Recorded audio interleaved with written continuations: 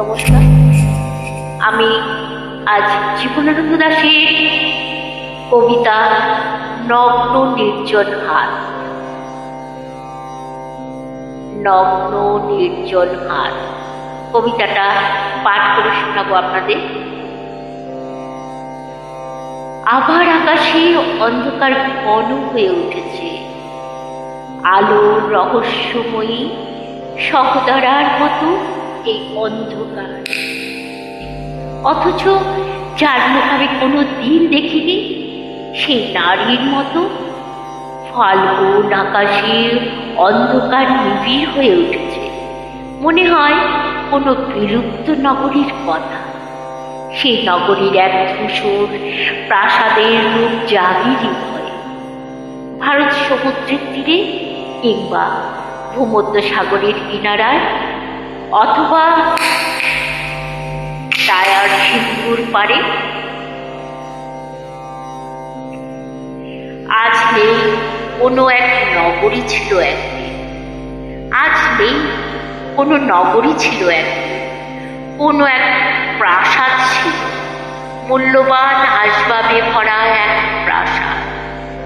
পারস্য গালিচা, কাশ্মীরি শাল, বেরির তরঙ্গের নিটল মুক্তা প্রবাল, আমার বিলিপ্ত হৃদয়, আমার মৃত চোখ, আমার বিলীন স্বপ্ন আকাঙ্ক্ষা, আর তুমি নারী।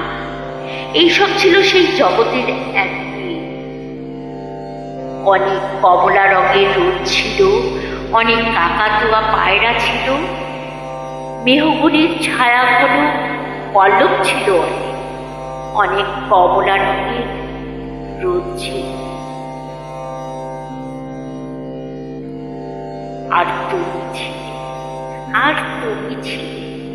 তোমার মুখের রূপ কত শত শতাব্দী আমি দেখি না, বুঝি না। ফাল্গুনের অন্ধকার নিয়ে আসে সেই সমুদ্র পাড়ের কাহিনী, অন্যরূপ খিলার ও গম্বুজের বেদনাময় রেখা, লুপ্ত নাশপাতির গন্ধ, অজস্র হরিণ ও সিংহের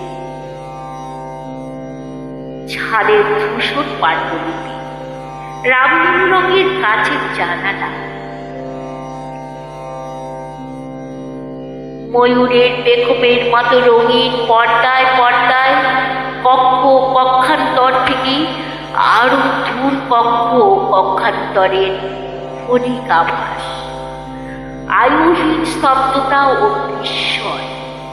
পর্দার গালিচায় রক্তাভ রৌদ্রের বিচ্ছন্ন শেল, রক্তিম ক্যালাসে তরমুজ মদ, তোমার নগ্ন নির্জন হাত, তোমার নগ্ন নির্জন হাত, তোমার নগ্ন নির্জন হাত। নমস্কার, আমি জীবনানন্দ দাশের লেখা কবিতা পাঠ করলাম। আমি তাপসী নাহাদের। আপনাদের ভালো লাগলে লাইক একটা করবেন, কমেন্টস করবেন, নতুন যারা এসছেন তারা সাবস্ক্রাইব করবেন। ধন্যবাদ, সবাই পুরোটা শুনবেন।